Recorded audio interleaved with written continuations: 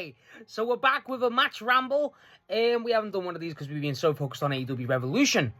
Now, I just want to do with this one. I've never seen this match before. And it's a legendary match. We're talking about today, Hiroshi Tanahashi versus Kota Ibushi in the G1 28 finals. Well, 2018's G1 final. Now, this match is a very, very iconic match. It's fucking regarded as Ibushi's best match. It's regarded as one of Tana's best matches, if not his best. It's an all-timer. And it's... Going into it, I will just... Before we even get into the depth of it, I think this match is the epitome of New Japan in a way. And, like, don't get me wrong, it's not my favourite New Japan match. That probably is Okada versus Shibata. That's next level. But this is so encapsulating of what New Japan kind of is with the pure athleticism. Now... I will say, I have a problem with this match in the sense of I don't get into it, didn't get into it as much as I thought I would, and that may be on me. And that's kind of a positive in the match's way too, though. So this match, it's the G1 final, obviously, Tanahashi versus Ibushi. And obviously, I don't know too much about the build. It was 2018, I wasn't watching New Japan at that point. But, I mean... The build, it seems like even in the hype package they showed before, it seems very like tight, and it seems it feels like this was Ibushi's moment, and the match completely conveys that it is Ibushi's moment. It's Ibushi's match, and I'm a big Kota Ibushi guy. I love Kota Ibushi. I like Tanahashi, but I'm not seeing that much of him. I love Kota Ibushi, and it's right. It is Ibushi's match. It's 100% Ibushi's match. The match is like 35 minutes, and it's it's quite one-sided. And the thing is with the match, this is why I feel like I didn't get into it in a way. From the very start of the match to the very end, it does not stop. It doesn't stop. It's non-stop, persistent. Honestly, bro, it's fucking TNA, total non-stop action. It fucking is. It's so good. It's like the technique of both wrestlers, and you know, it's New Japan, you expect technically phenomenal wrestling. This is insane.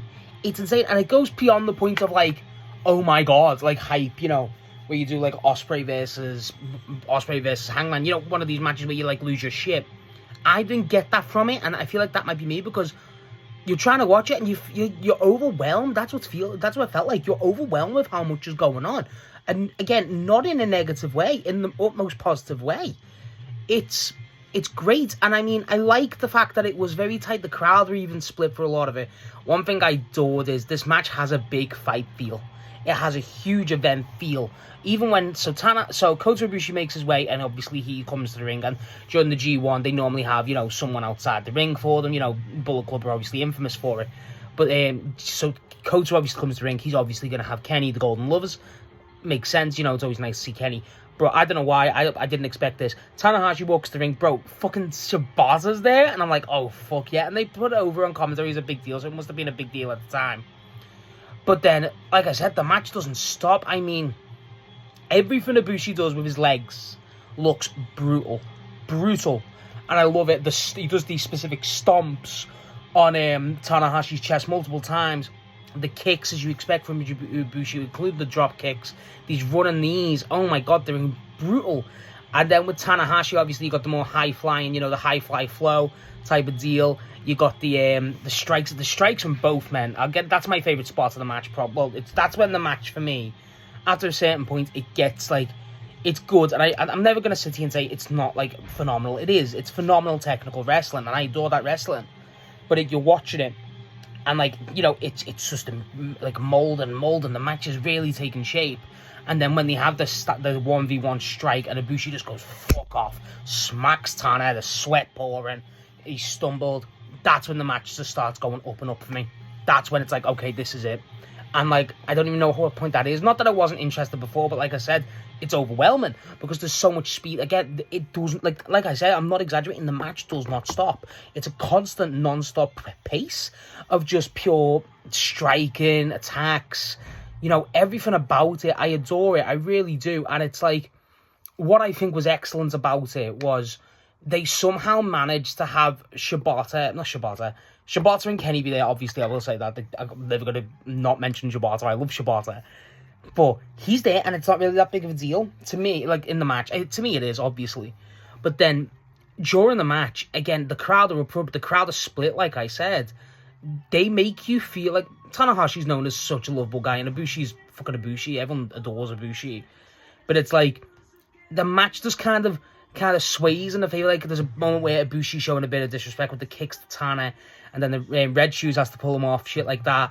You know it, and this is what I think's crazy about it. The match is such a good job that you want Tanahashi to lose, and to me, from an outside perspective, that seems insane. Again, I wasn't a New Japan fan, so anyone who is, let me know. But like that doesn't seem like a normal thing to happen, and I think the match is very emotional not in terms of like an emotional like a Hangman or a Cody WrestleMania 40 type of thing, but like in the sense of it's emotional because you're watching it, you're cloaked in. It's such like it's a weird type of storytelling. It's not like your traditional AEW, WWE, whatever these other companies type of storytelling. It's a very New Japan style of storytelling, and that's what I mean when it's the epitome of that. It's very much you watching it through the athletic. It feels Shakespearean in a way, in the sense of it's very poetic in terms of the movements. It's very smooth. Obviously, it's non-stop. It feels like a dance in a way, and not in a derogatory sense. It feels like a dance in terms of conveying such emotion. I really mean it. And then, like I said, the match favours up. You know, you got the high fly, you got the drop kicks from both guys. I mean, Jesus, once it goes out the ring, the point where Ibushi does the stomp on the chest, for me, that's like, oh, that looked brutal. It's very emotionally manipulating in the sense of it knows what it's trying to do, and it really, like, it's the power of it, it's the emotion, the technique. Like I said, once it gets those spots with the chops, and not even the chops, but like the strikes, it just goes up. Like the slapping each other, and they're both showing this resilience. And then Tanahashi ends up reversing it, and then Ibushi looks like he's about to faint, and he just goes fuck off, hits him with a brutal lariat. And this is where, for me, so the biggest complaint I have with this match is it sounds stupid, and I normally don't, like, I'm not one of these guys, but like in a big match like this, anyway, I'm not normally like this. I wasn't like this for Cena's match, for instance. I feel like Ibushi should have won. And I get that's the point of the match. I get it. But this, I think Ibushi should have won. I think the moment to do it was when it was towards the end. So, like, there's a bunch of spots, like I say, where Tanahashi's just doing these insane high-fi flows. And then Ibushi's just walking, like, Ibushi gets the powerbomb on the corner. That's absolutely nuts. And then it just a kick out. That was like the crowd was about to explode. The crowds are behind Ibushi against the Tanahashi. It's nuts. The dart throws, I don't know what they're called, but they're called dart throws to me, where they just get them and like put them on the shoulder. Kyle Fletcher does it now, and he throws them towards the turnbuckle.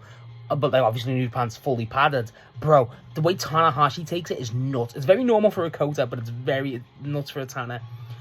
Kota does this weird, like, brutal brainbuster thing. It's like, I don't even know if it's a Tiger Driver 91 or what.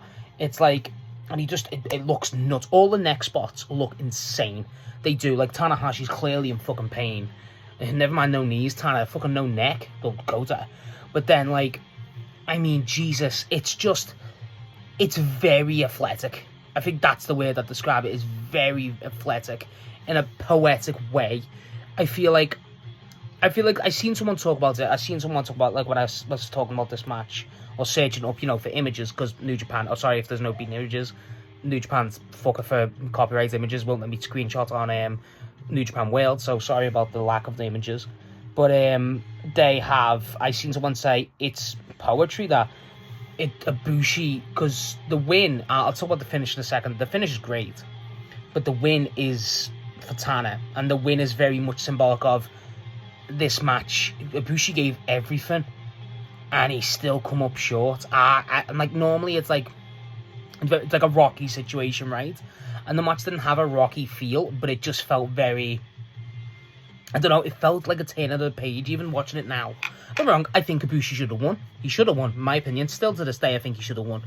But like, I think the finish where it's the high fly flow, where Ibushi's on the back, and then Tana goes back and then flips him. I'm like, oh shit, you feel like it's going to go wrong. He doesn't again. And then he lands the third and gets the free.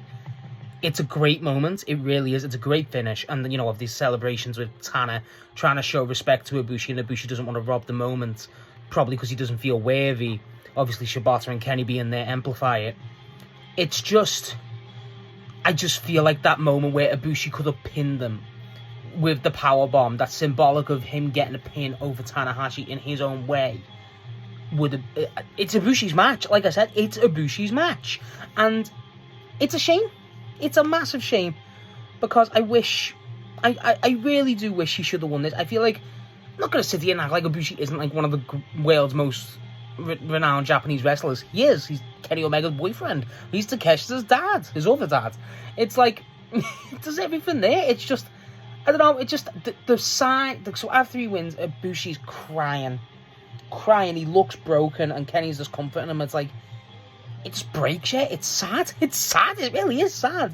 And as if I don't know. I don't have a problem with this match. Like I said, it's phenomenal. It really is. Don't think it isn't. And normally with these matches where the crowd's flaming for it, the crowd split, the non-stop, like, just athleticism in this match is insane. It really is.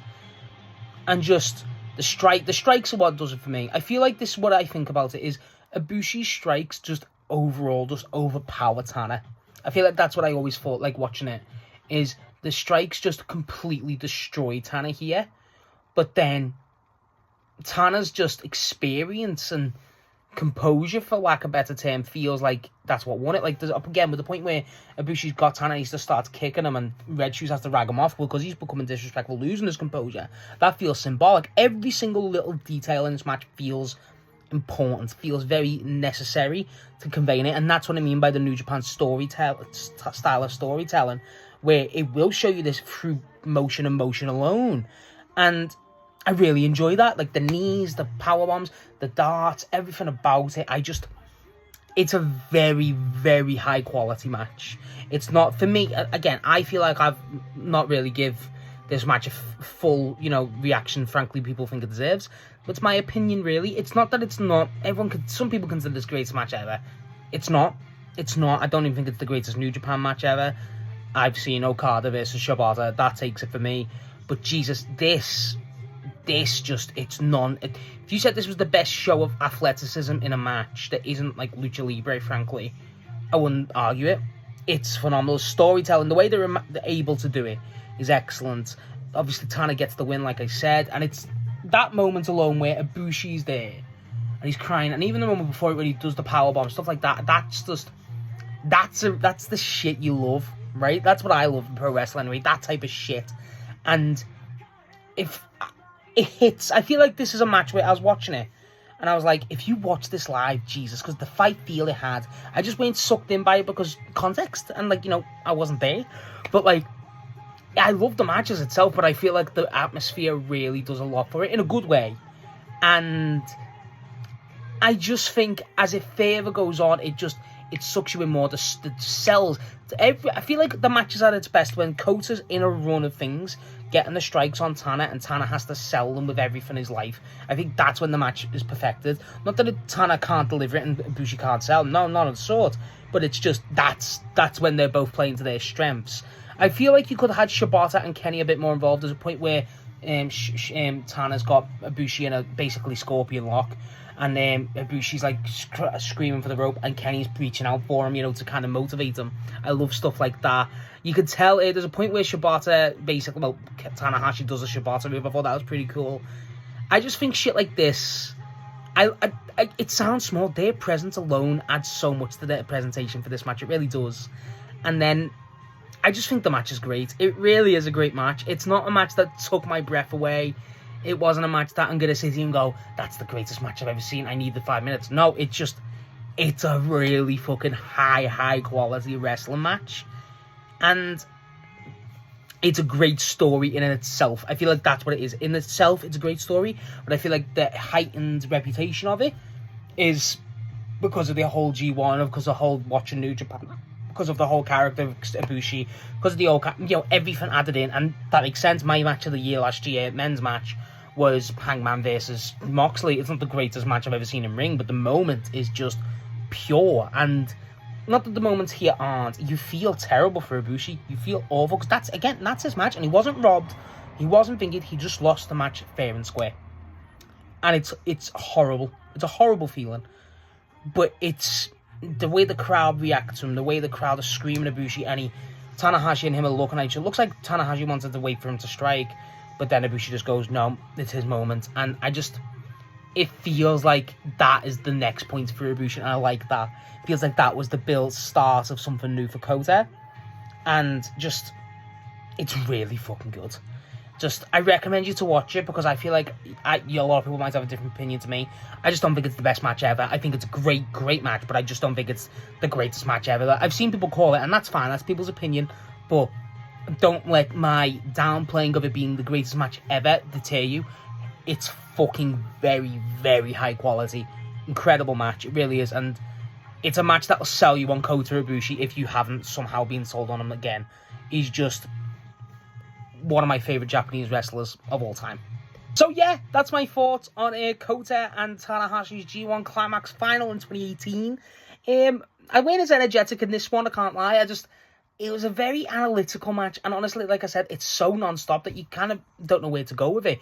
And, you just want to talk about it as a whole, but it's a great match. It really is. What's your thoughts of it? And let me know what other matches you'd like me to talk about, and what's your opinions on Kota and Tana. Let me know about that, because I like these two. I like Kota a lot, but I like Tana too, but I love Kota.